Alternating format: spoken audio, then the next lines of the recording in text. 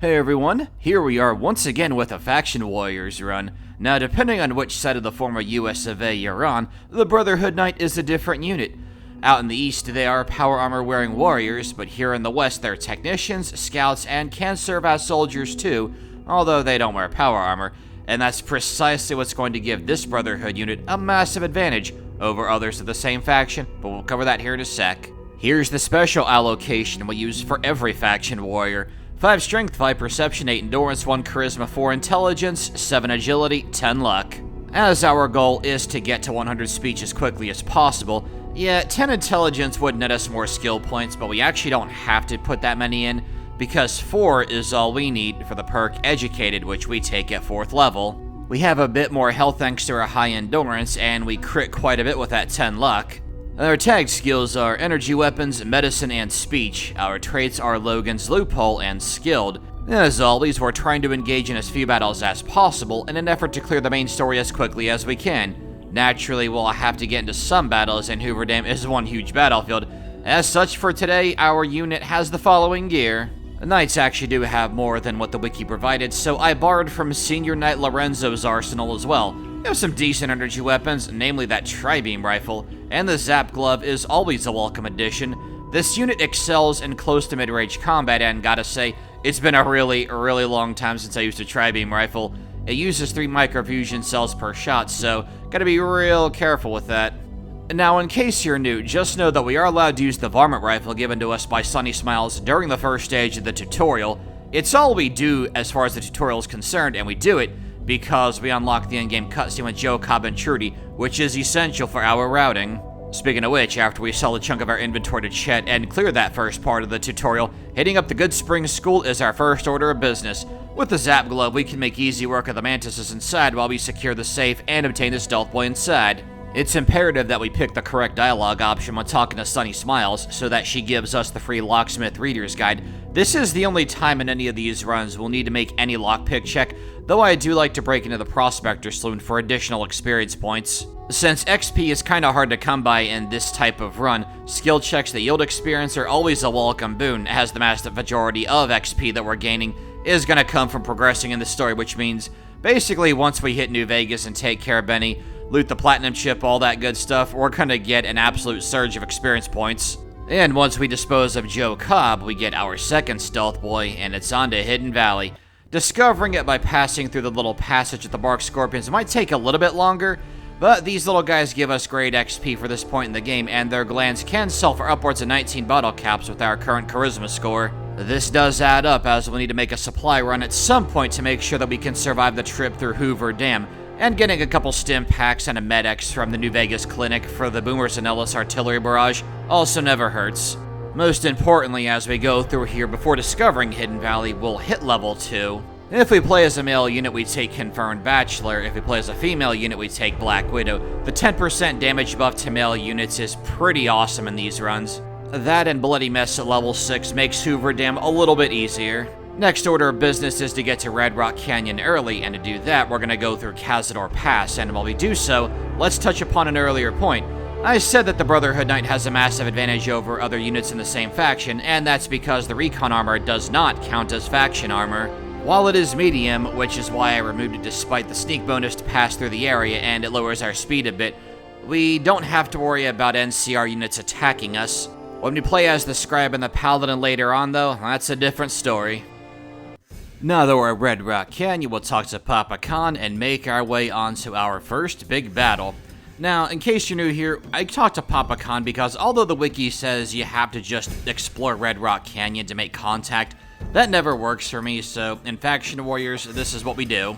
Now, all that's stopping us from getting to the vast majority of our fast travel points is Cook here, and after disposing of Queenie, he kinda comes to our side and takes out the fiends in record time here.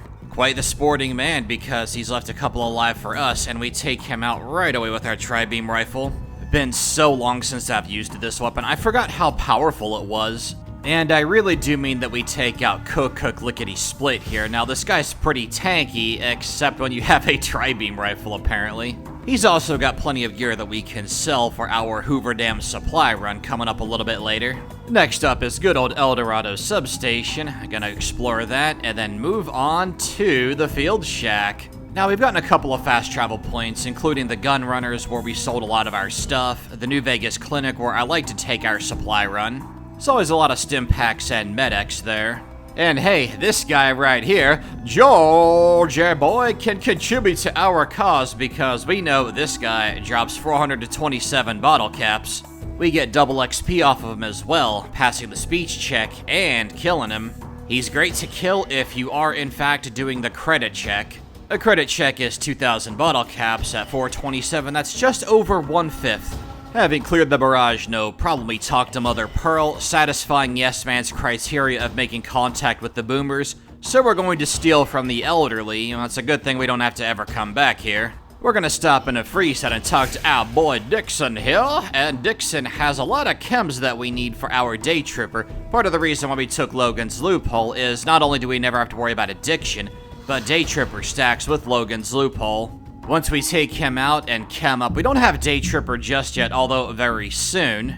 I decided to take a chance rather than just waiting for them to leave. I'm like, you know what, let's kill these NCR troopers, which will pull good old Colonel Shu out. I do like that he sometimes makes a guest appearance here on the Faction Warrior show. We'll just wear his garb and pass through security, no problem, and here we are, already in New Vegas. Now, before we go after Benny, first order of business, we're gonna go to the Ultralux just to get that off of the S-Man checklist. The Ultralux is in the same quadrant, and it's very close by, so might as well get that out of the way right now. And once we're done at the Ultralux, we're gonna head on over to the Gamora, talk to the receptionist, complete that criteria, talk to Mr. House so we can get the diplomatic option to convince Swank to let us go have a chat with Benny. Laser RCW is tempting, but nah, one tri-beam rifle shot, that's all she wrote. So we'll go talk to Yes Man, all that good stuff. We only have to make contact with the Brotherhood of Steel, but before we do that, our good old buddy Bullpez and Colta wants us to go to Fortification Hill, but Faction Warriors say heffle no to that. That's a time waster, so we wasted him.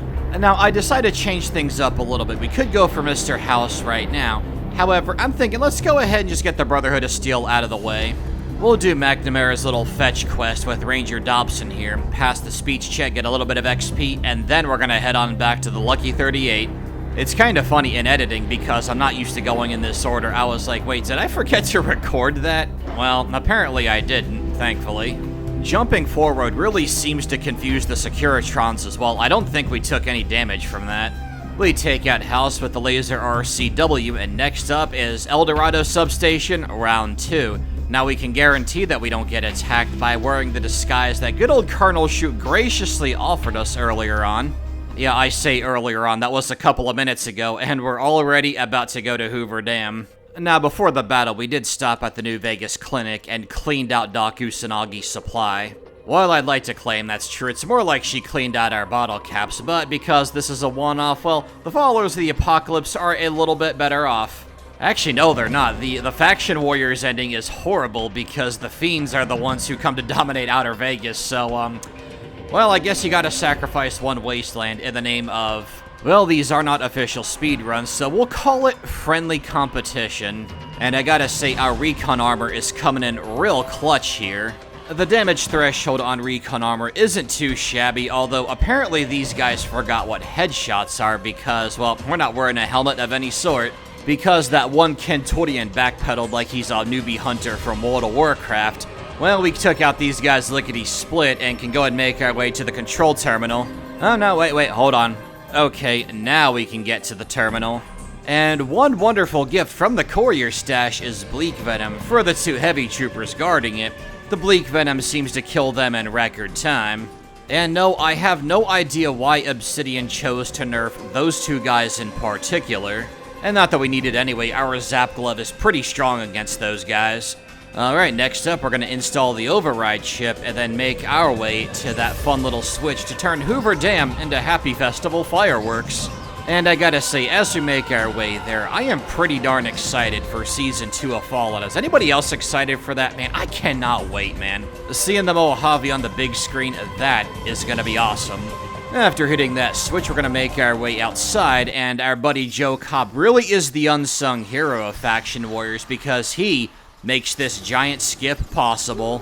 And now we do have to maneuver carefully. We don't want to be bumping into these guys. The stealth boys do prevent us from being seen as long as we're sneaking, but it's not quite the stealth unit from Metal Gear Solid 1.